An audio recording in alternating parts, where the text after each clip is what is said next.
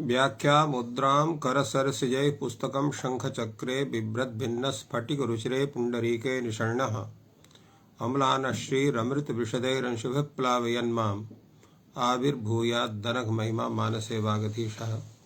कृष्णाय वासुदेवाय हरये परमात्मने प्रणतक्लेशनाशाय गोविन्दाय नमो नमः।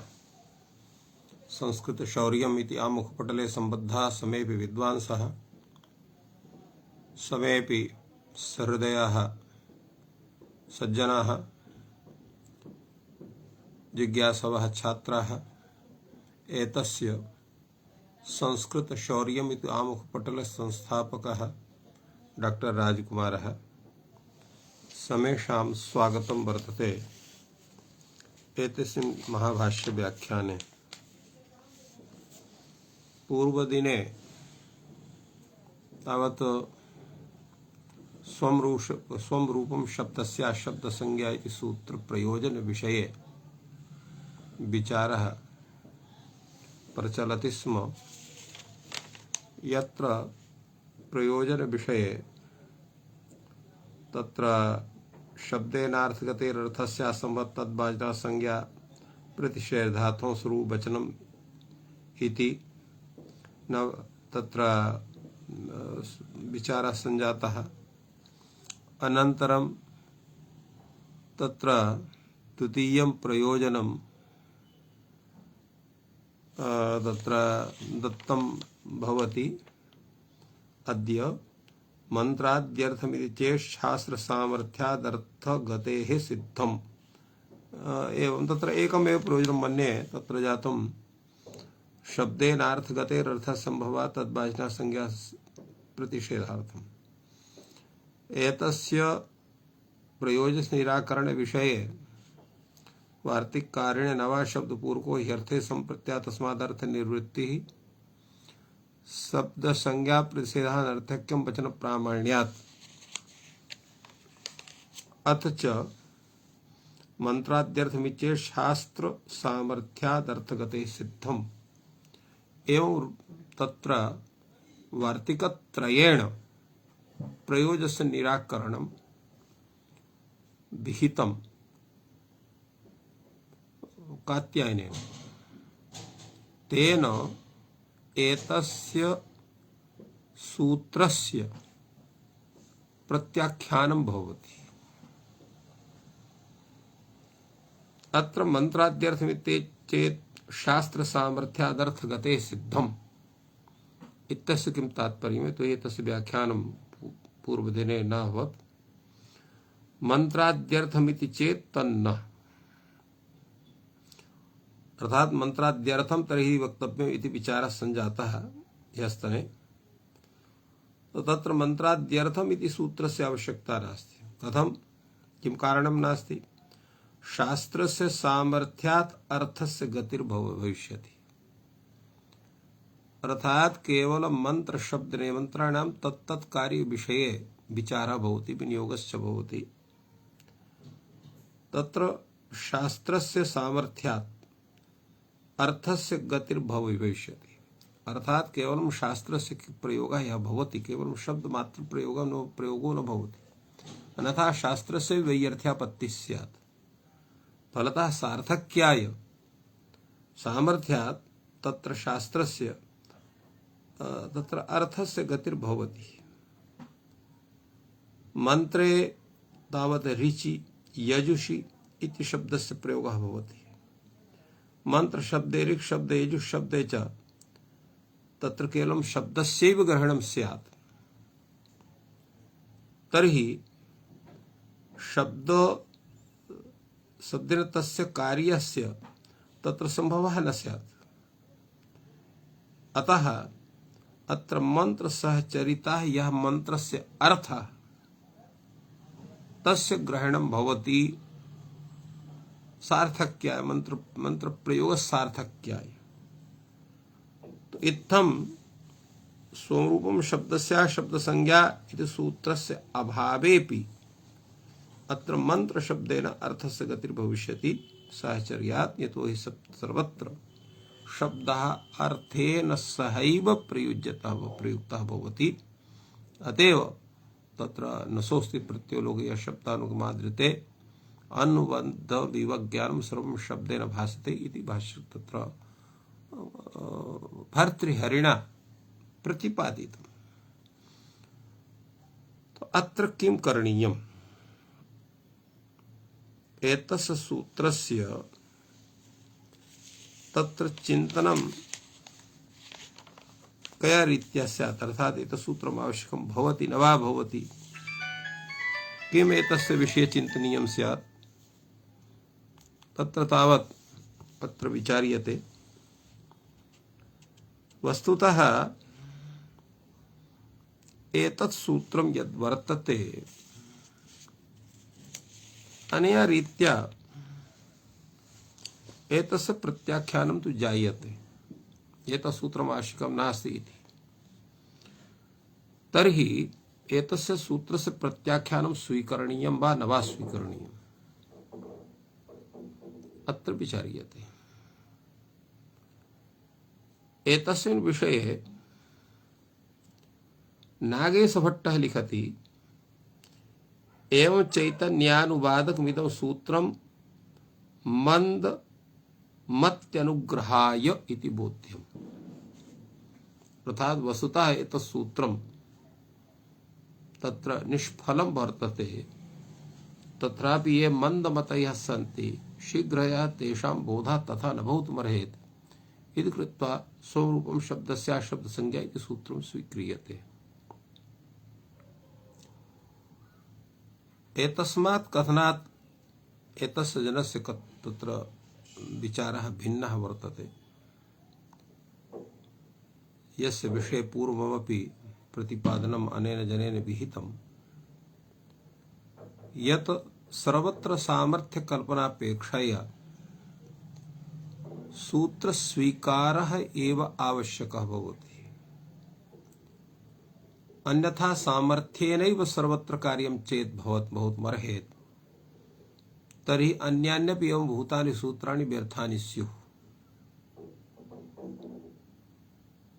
यतो हि सामर्थ्य परिकल्पने तावत् ज्ञानकृत गौरवमपि संपद्यते। तो ज्ञानकृत गौरवस्यापहरणं तदैव स्यात् यदा एतस्य सूत्रस्य स्वीकृतिः स्यात्। फलतः एतत् सूत्रं ये तत्र तीक्ष्णबुद्धयः सन्ति तेषामपि ज्ञानकृत गौरवं विनैव बोधः स्यात्। ये च मंदमतयः सन्ति तेषामपि सरलरीत्या बोधः स्यात्, अवबोधः सम्यक्तया भवेत् इति कृत्वा एतत् सूत्रम् आवश्यकं भवति। फलतः एतस्य सूत्रस्य वैयर्थ्यापत्तिः न कथमपि सम्भवा, अतः एतत् सूत्रम् आवश्यकं भवति। सामर्थ्य परिकल्पनम् एवं उचितं नास्ति, इत्थम् एतस्मिन् विषये स्वीकरणीयम्। अत्र पुनः एकः विचारः आयाति। एतस्य सूत्रस्य स्वीकारेपि बहुषु स्थलेषु दोषः, तो तेषामपि ग्रहणाय कश्चन अत्र अन्योपि विचारः करणीयः, अर्थात न्यूनता परिहारः करणीयः। एतस्मिन् विषये तत्र 4 वार्तिकानि सन्ति। सित्तद् विशेषाणां वृक्षाद्यर्थं, पित् पर्याय वचनस्य स्वाद्यर्थं, जित् पर्याय वचनस्यैव राजाद्यर्थं, झित्तस्य तद्विशेषाणां मत्स्याद्यर्थम्। एवं एतानि वार्तिकानि अत्र दत्तानि सन्ति, तेषां विचारः क्रियते। अत्र सित निर्देशः कर्तव्यः, ततो वक्तव्यं तद्विशेषाणां ग्रहणं भवति इति किं प्रयोजनं? वृक्षाद्यर्थं विभाषा वृक्ष मृग, विभाषा वृक्ष मृग इत्यनेन किम् आयातम्? अनेन इत्थं भवति यत् सूत्रं वर्तते अत्र विभाषा वृक्ष मृग तृणधान्य व्यंजन पशु कुश शकुन्यश्व वडव पूर्वापराधरोत्तराणाम वृक्षादीनां सप्तानां द्वन्द्वः स च एकवत् भवति समाहारद्वन्द्वे एकवत् भावः भवति। अत्र एतस्य सूत्रस्य स्वीकारेपि एतेषां शब्दानां वृक्षादीनां यद् ग्रहणं भवति तो तत्र एतेषां तत्र विशेषाणां ग्रहणं कथं स्यात्,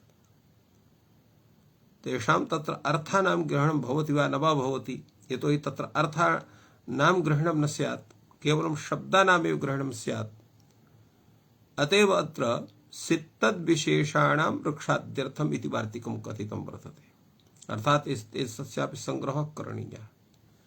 सित् इत्यस्य किं तात्पर्यम्?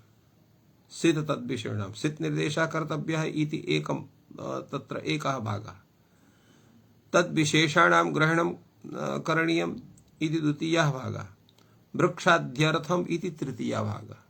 अत्र भागत्रयम् इति सित् तद्विशेषाणां।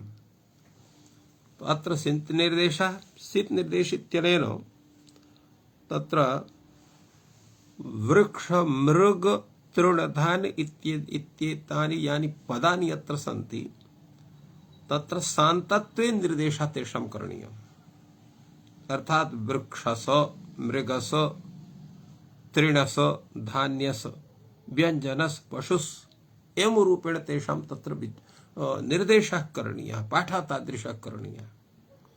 तेन किं स्यात्, तेन तेषां ग्रहणं भवति, अनन्तरं तत्र तद्विशेषाणां ग्रहणं भवति, विशेषणामेव ग्रहणं भवति, अन्येषां न ग्रहणं भवति।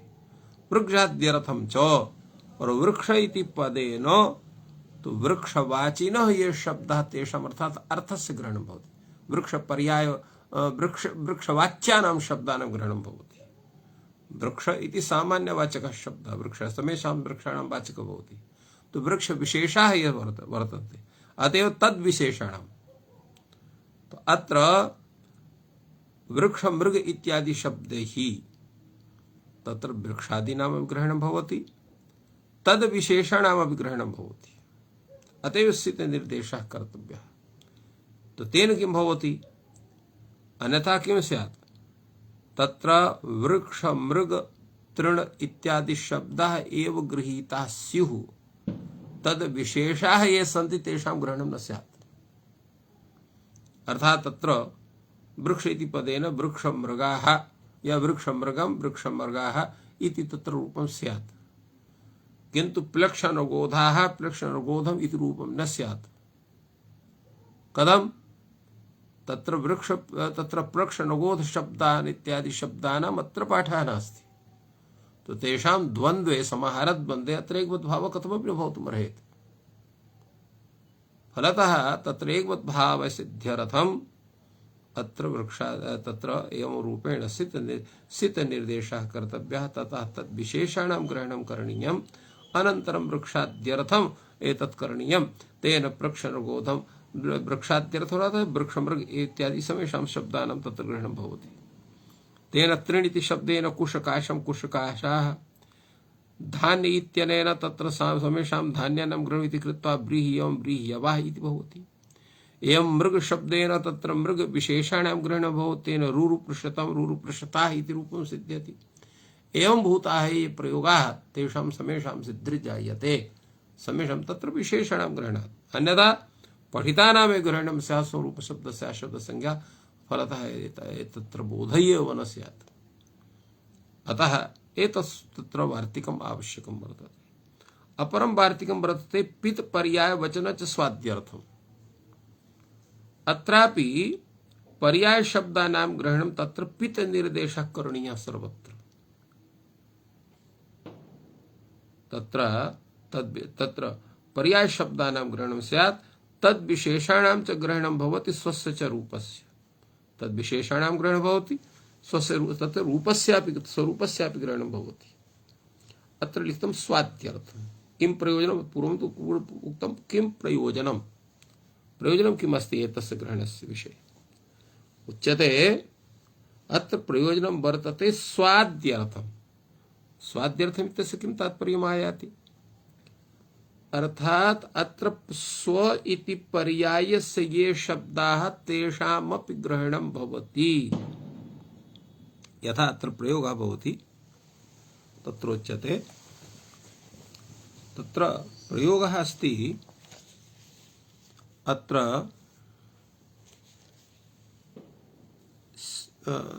तत्र स्वपोषं पुष्यति इति सूत्रं वर्तते स्वे पुषः। तो स्वे पुषः इत्यत्र प्रत्ययलोपे नारायण स्वरूपं शब्दस्य शब्दसंज्ञा इति सूत्रेण केवलं स्वशब्दस्यैव ग्रहणं स्यात्। पर्यायपदानां ग्रहणं न भवितुमर्हेत्। तेन स्वपोषं पुष्यति इति रूपं स्यात्, किन्तु रैपोषं पुष्यति, धनपोषं पुष्यति एतेषां ग्रहणं न स्यात्। फलतः अत्र समेषां तेषां ग्रहणं भवेत् इति कृत्वा तत्र पित् निर्देशः करणीयः। तेन पर्यायवाचिनां शब्दानां ग्रहणं भवेत्। तेन स्वे पुषः इति सूत्रेण अत्र स्व इति पदेन धन वाचिनानि यानि पदानि तेषाम् उपपदे सति पुष धातोः अत्र णमुल प्रत्ययः भवति।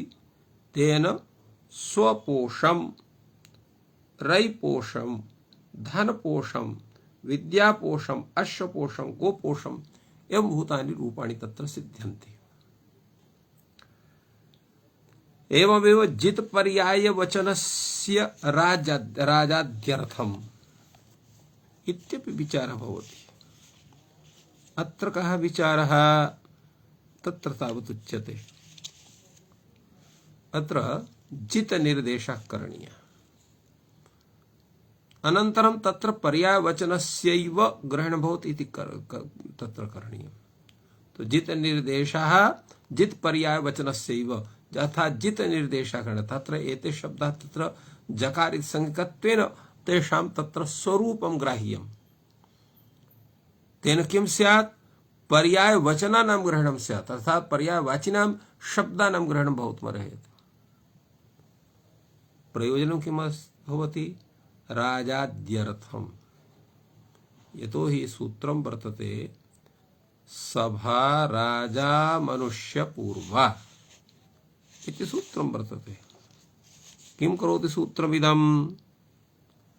इदं सूत्रं राजपर्याय पूर्वः अमनुष्य पूर्वस्य यः सभा शब्दः तत्पुरुष समासे तं नपुंसकं विदधाति। तं शब्दं नपुंसक विधानं भवति। एवमेव अत्र कार्यं जायते। यथा तत्र प्रयोगः भवति राजसभा, तत्र इनसभम् ईश्वरसभम् एवं रूपेण प्रयोगाः भवन्ति। इनसभम् ईश्वरसभम्। अन्यथा किं स्यात्? अत्र पर्यायग्रहणं न स्यात्, राजपर्यायाणां ग्रहणं भवति, अन्यथा तस्यैव न भविष्यति। अर्थात् राजसभा इत्येव स्यात्। तद्विशेषणां चां न भवति, अत्र विशेषणस्यापि न भवति। पुष्यमित्र सभा, चंद्रगुप्त सभा, अत्र पर्यायस्यैव के भवति, किन्तु तस्य न भवति। यथा राजपर्यायाणां भवति, अमनुष्यपूर्वाणां भवति, किन्तु राजशब्दस्य प्रयोगे न भवति, तद्विशेषप्रयोगेऽपि न भवति। अतएव पुष्यमित्र सभा, चंद्रगुप्त सभा इत्यत्र न भवति। अत्र तत्र स्त्रीत्वं तिष्ठति। एतदर्थ एतेषां तत्र ग्रहणाय तत्रापि जित् पर्यत जित् निर्देशः करणीयः। एवमेव जित्तस्य तद्विशेषाणां मत्स्याद्यर्थं च। किम तात्पर्य? अर्थात झित निर्देशः करणीयः। किमर्थं करणीयः? तस्य च तद्विशेषणां च ग्रहणं भवति। यत् झित निर्देशः वर्तते तो यस्य सूत्र निर्देशः तस्य ग्रहणं भवति, तद् विशेषाः ये सन्ति तेषां ग्रहणं भवति। प्रयोजनं किमस्ति? मत्स्याद्यर्थं सूत्रं वर्तते पक्षी मत्स्य मृगान् हन्ति। अत्र मत्स्य शब्दात् अपि ठक् प्रत्यय तेन मत्स्यं हन्ति मात्सिकः एवं रूपेण तत्र ग्रहणं भवति। तद् विशेषणामपि ग्रहणं जायते झित्करणात्। शफरं हन्ति इति शाफरिकः, शकुलं हन्ति इति शाकुलिकः। अन्यथा किं स्यात्? सौरूप शब्दस्य शब्दसंज्ञा इति उच्यते चेत् केवलं पक्षी शब्दात् मत्स्य शब्दात् मृग शब्दादेव तत्र ठक् प्रत्ययः स्यात्, तद्विशेषाणां नैव स्यात्। तेन शाफरिकः शाकुलिकः इति रूपस्य सिद्धिर्न स्यात्। किन्तु पर्यायवचनानां न भवति। अर्थात् पर्यायवाचिनः ये शब्दाः सन्ति तेषां तत्र ग्रहणं भवति। यथा अजिम्मान् हन्ति, अनिमेषान् हन्ति, अत्र ठक् प्रत्ययः नैव जायते। एवं एतस्य सूत्रस्य या न्यूनता तस्य परिहाराय एतानि वार्तिकानि अत्र कथितानि सन्ति। अर्थात् तेषामपि ग्रहणाय एवं भूतः कश्चन प्रयोगः वचन रूपः करणीयः।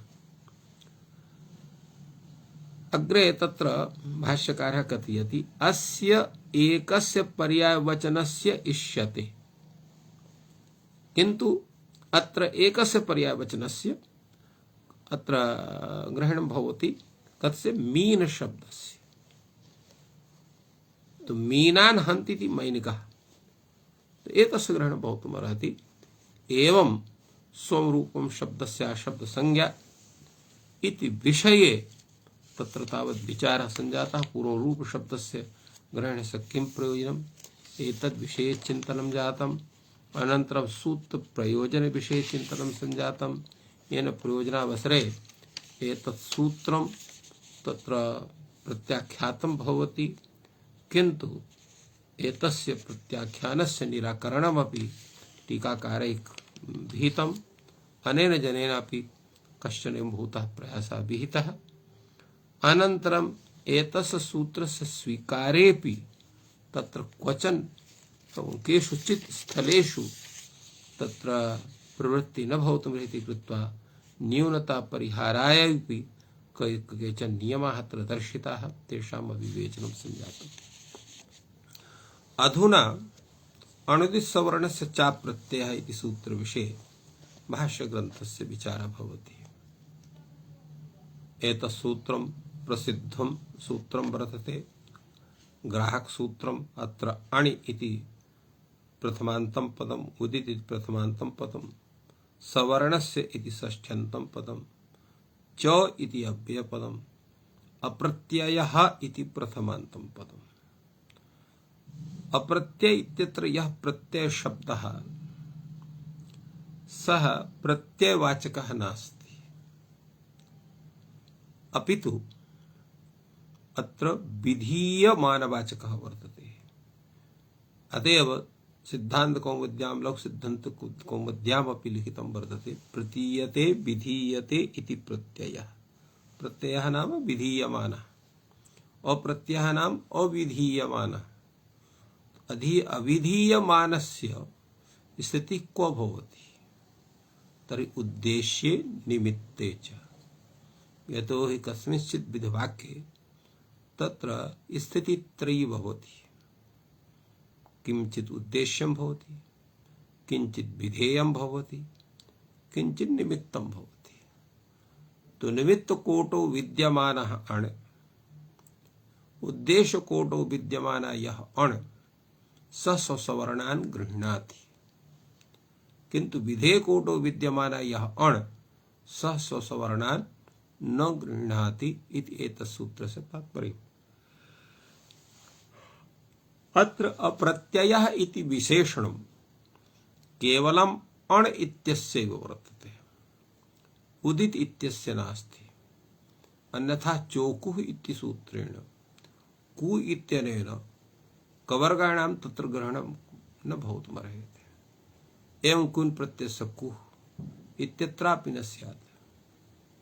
फलतः अत्र उदित इत्यस्य विशेषण प्रत्ययः न भवति। तो उदितः ये सन्ति ते उद्देश्यकोटो भवन्तु, निमित्तकोटो भवन्तु, विधेयकोटो भवन्तु, सर्वत्र ते स्वसवर्णस्य ग्राहकाः भवन्ति इति अनेन सिद्ध्यति। एवं पश्चिम विचारः वर्तते सामान्य रूपेण। अधुना सूत्रे किं विचारितं वर्तते तावत् कथ्यते। अत्र प्रथमम् अयमेव विचारः प्रदर्शितः वर्तते, अप्रत्ययः इति किमर्थम्, अर्थात् तत् पदकृत्यस्य विचारः भवति। अत्र अप्रत्यय इत्यस्य का आवश्यकता वर्तते इति प्रथमः प्रश्नः वर्तते। तत्र भाष्यकारः कथयति सनासंसभिक्षुः असाम्प्रतिके इति विचारः अत्र आगतः। सनासंसभिक्षुः अनेन सूत्रेण अत्र उ प्रत्ययस्य विधानं भवति। असाम्प्रतिके अत्र अप्रत्ययस्य विधानं भवति। उ इत्यनेन चेत् समेषां सवर्णानां ग्रहणं भवेत्, अ इत्यनेन समेषां सवर्णानां ग्रहणं भवेत्, तर्हि ह्रस्वस्य स्थाने ह्रस्वः, दीर्घस्थाने तत्र दीर्घः, प्लुतस्य स्थाने प्लुतः, एवं रूपेण तत्र प्रवृत्तिः स्यात्। अत्र विधीयमानत्वात् अत्र उ इत्यनेन यः उच्चरितः वर्तते तस्यैव ग्रहणं भवति। असाम्प्रतिके इत्यत्रापि यः उच्चरितः वर्तते तस्यैव ग्रहणं भवति। तत्पर्य तत्र तद्वाचिनां तत् ग्राहकत्वं नैव जायते। चेत् अप्रत्ययः इति विशेषणं न स्यात् तर्हि अत्रापि दीर्घादीनां ग्रहणस्य प्रसंगता स्यात्। अतएव अत्र भाष्यकारः अत्र इत्थम् उक्तवान् सनासंस भिक्षुः असाम्प्रतिके। अत्र विचारः भवति अत्यल्पम् इदम् उच्यते अप्रत्ययः इति। वस्तुतः अप्रत्ययादेश टित् किन् मितः इति वक्तव्यम्। अर्थात एवं भूतः अत्र प्रयोजन प्रदर्शन स्यात् यत् अप्रत्ययादेश टित् किन् मितः एवं रूपेण अत्र वक्तव्यं स्यात्। प्रत्यय विषये तु कथितमेव वर्तते सनातनस्य भिक्षु असाम्प्रतिके इति। आदेश विषय यथा इदम् इष्, अत्र इतः इह इति प्रयोगः सिद्ध्यति। इष् इत्यत्र केवल इ एतेव भवति। श इत्यस्य श्रवणात् तत्र संपूर्णस्य स्थाने जायते इति कृत्वा अत्र इष् इति वर्तते। अत्र आदेश विषयेपि एवं टित् विषये यथा अत्र लविता लवितुम, लविता लवितुम इत्यत्र अत्र इडागमः भवति।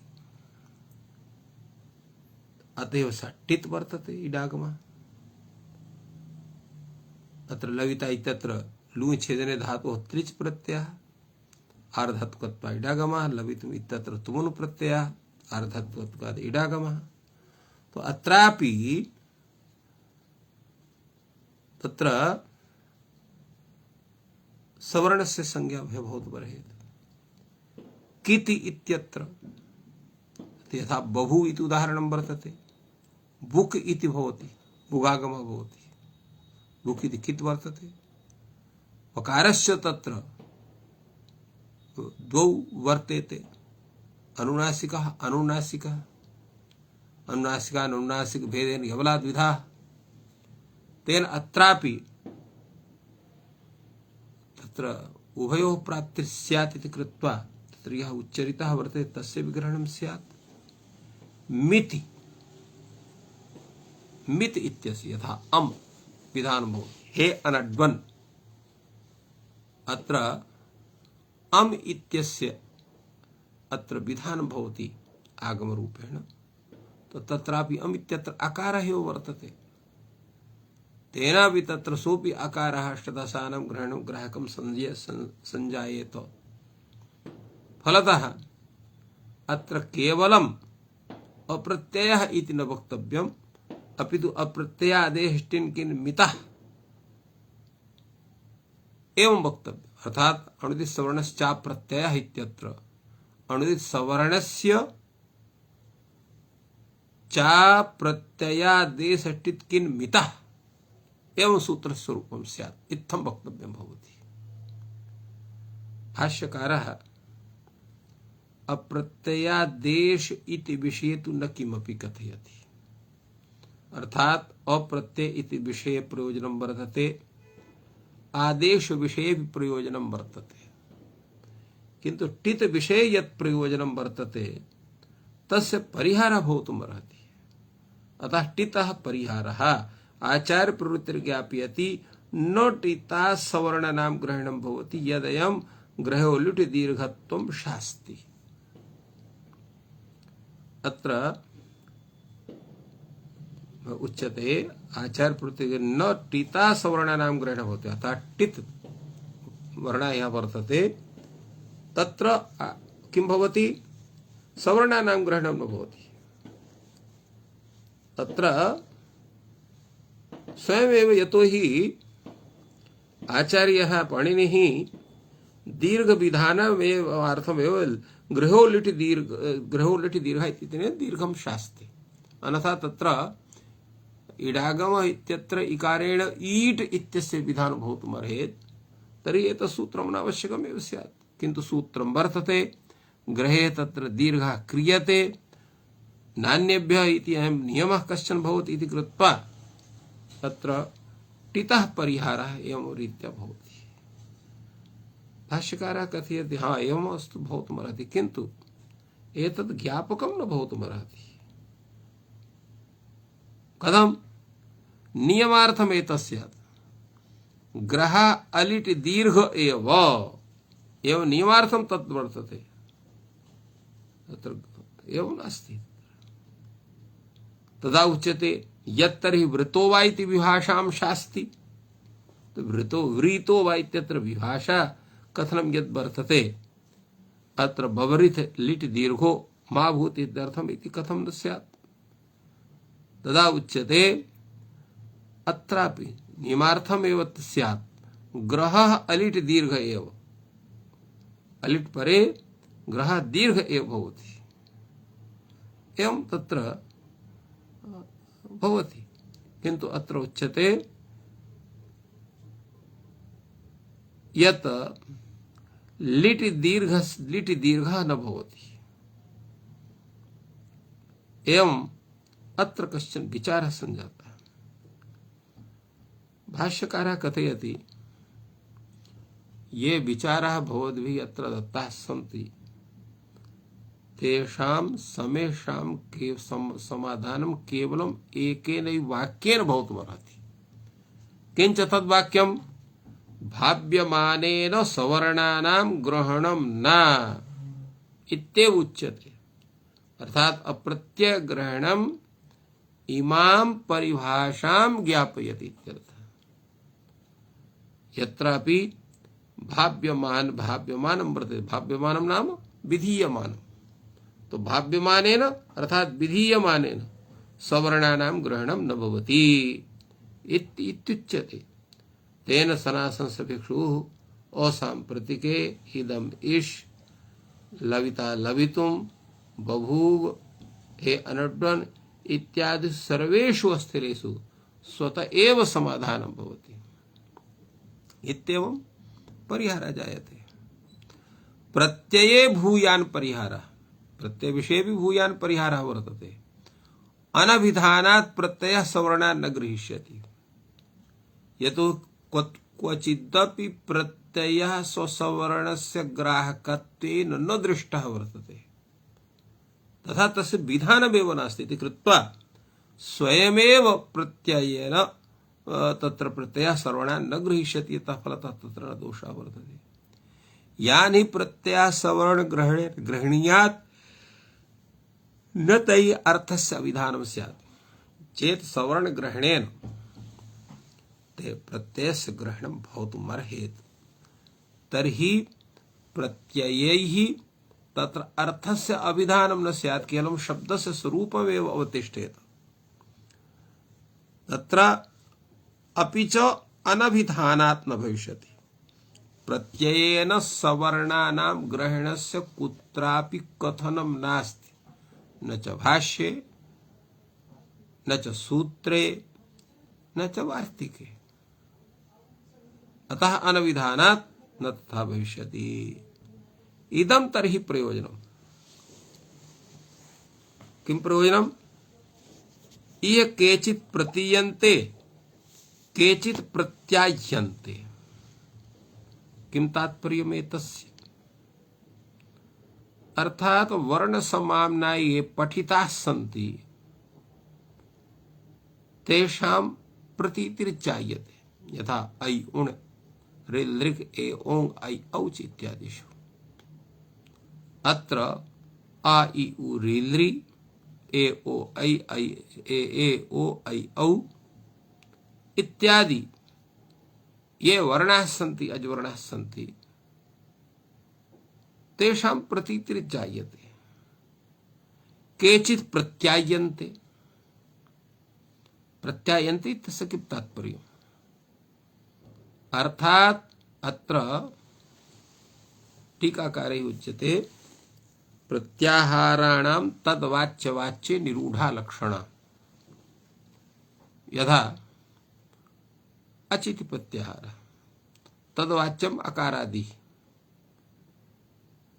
तद्वाच्यं किं भवति? दीर्घादिः। एवं अच वाच्यत्वम् अकारे, अकार वाच्यत्वम् अष्टादशसु, फलतः अकारेण अष्टादशानां ग्रहणं जायते। अनेव रीत्या इकारेण अष्टादशानाम्, उकारेण अष्टादशानां, ऋकारेण त्रिंशत् वर्णानां त्रिंशताम्, एवं तत्र लृकारेण तथैव 30 वर्णाः, 30 भेदानां ग्रहणं भवति। एवं रीत्या अत्र प्रत्यायनं भवितुमर्हति। अतएव भाष्यकारः कथयति ह्रस्वाः प्रतीयन्ते दीर्घाः प्रत्यायन्ते। तो यावच्च ब्रूयात् प्रत्यायमानेन सवर्णानां ग्रहणं न इति तावत् अप्रत्ययः। तो प्रत्यायमानाः ये शब्दाः सन्ति वर्णाः सन्ति तेषां प्रत्यायमानत्वेन सवर्णानां ग्रहणं न कर्तुं शक्यते इति तावत् अप्रत्ययः। ते अप्रत्यय इत्यस्य ग्रहणं वर्तते। अग्रे विचारः भवति कं पुनः दीर्घं सवर्ण ग्रहणेन ग्रहणीयात्।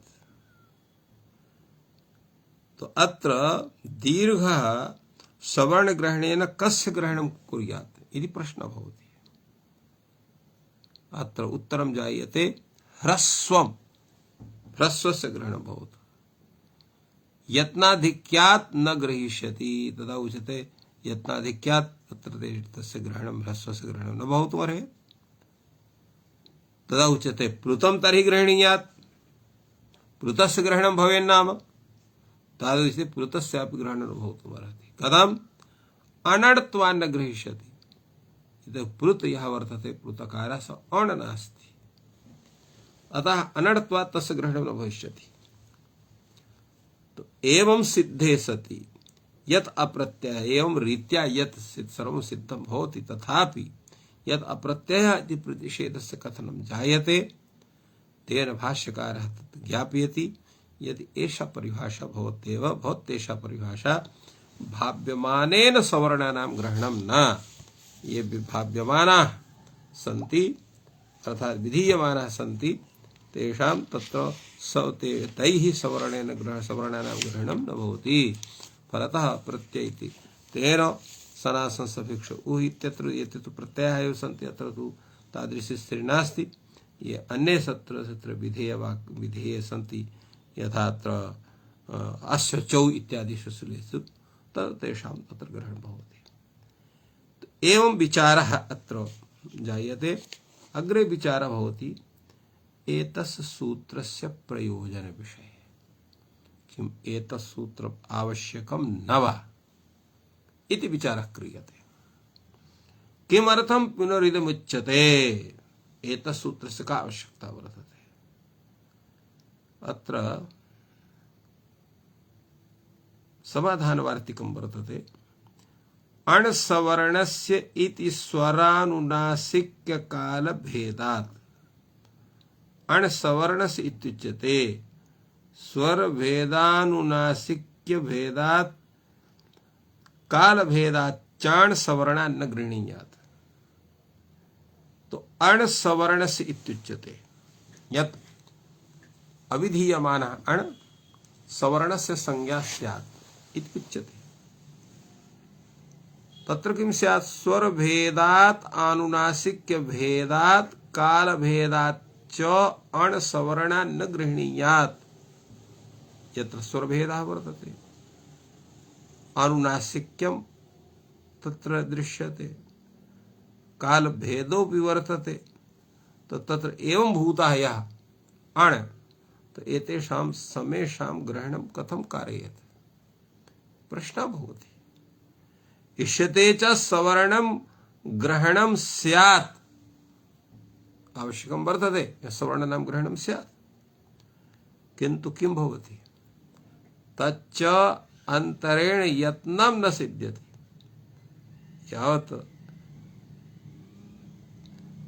तत्र कश्चन यत्नः नास्ति तर्हि यन्तान्तरेण यत्नस्य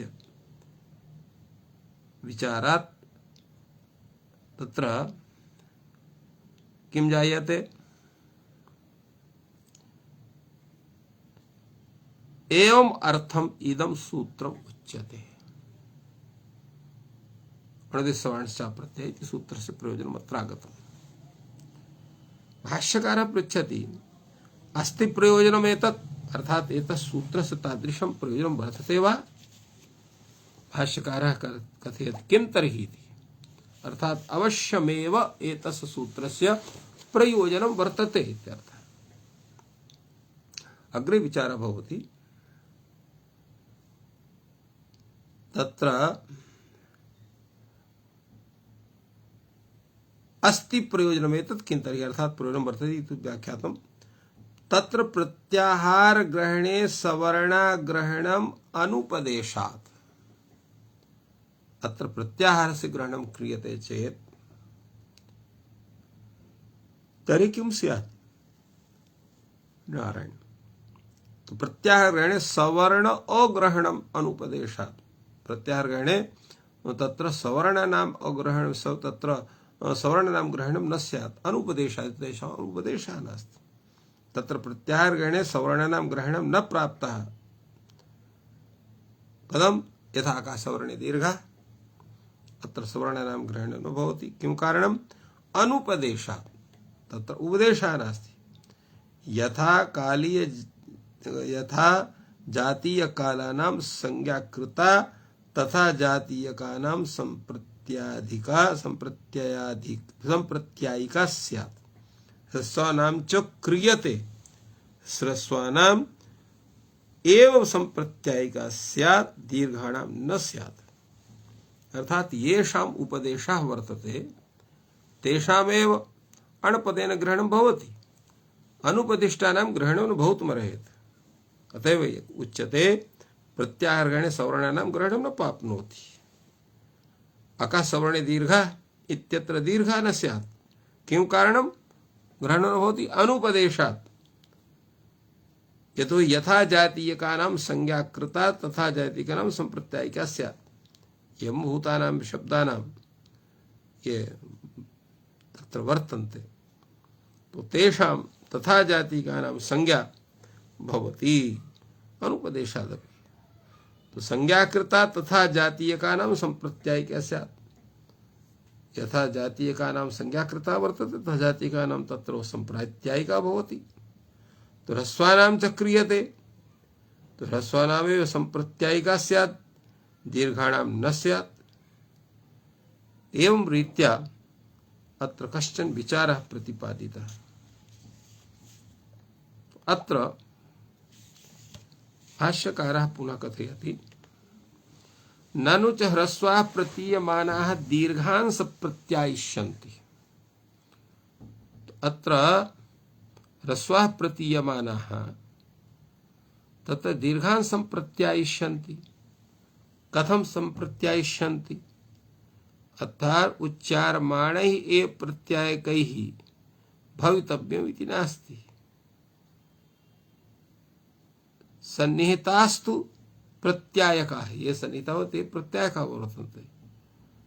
तच्च सन्निधानं यथा योगम् अस्त्येव, सन्निधानं यद् वर्तते तत् यथा योग्यं वर्तते, अतः न कश्चन दोषः।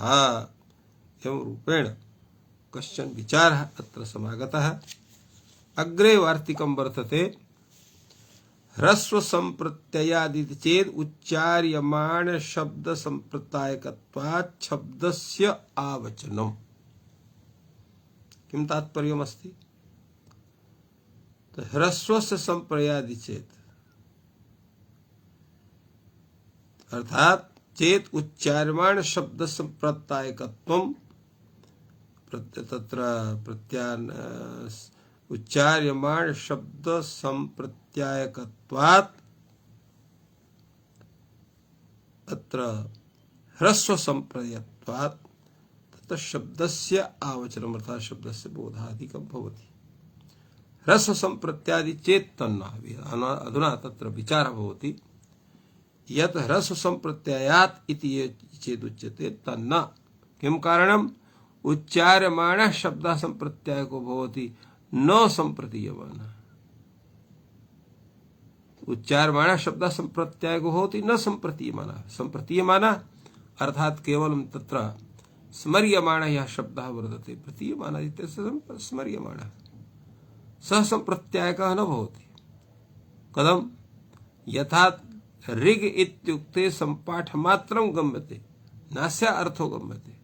ऋक् यदा इत्थमुच्यते तदा ऋचां यः पाठः भवति, तेन पाठेन तेन केवलं सम्प्रतीय मानस्य विग्रहणं भवति।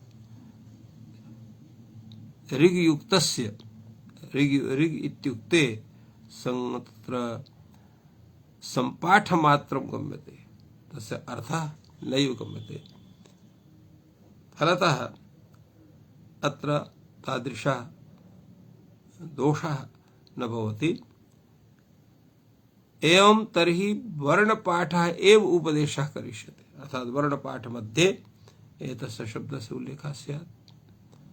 तदा उच्यते आयु प्रत्याहार एव अकारादिभिः आकाशादीनां ग्रहणात्। तो एवं उच्यते, यत्र अत्र विचारः भवति, एवं तर्हि वर्णपाठे एव उपदेशः करिष्यते, वर्णपाठे उपदेशः स्यात्। तत्र उच्यते वर्णपाठ उपदेशे चेत् अवरकालत्वात् परिभाषा अनुपदेशः। वर्णपाठः एव उपदेशः करणीयः स्यात्, तर्हि यः अवरपाठः वर्तते, तो अवरपाठः यः वर्तते तेन अवरकालत्वात् परिभाषायाः भिन्नं तत्र स्वरूपं परिभाषा भवति। एवं विचारः जायते, किं परासूत्रात् क्रियते इत्यतो अवरकालः।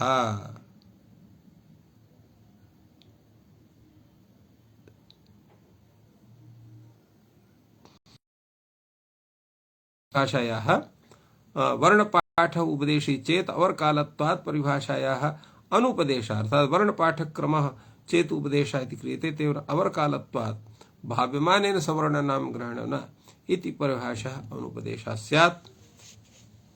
इत्थम् अत्र विचारः भवति। यतोहि अत्र समयः अधिकः अपेक्षते इति कृत्वा अत्रैव विरम्यते। श्वः एतस्मिन् विषये प्रतिपादनं भविता। जयतु संस्कृतं, जय भारतं। सर्वेभ्यो नमः।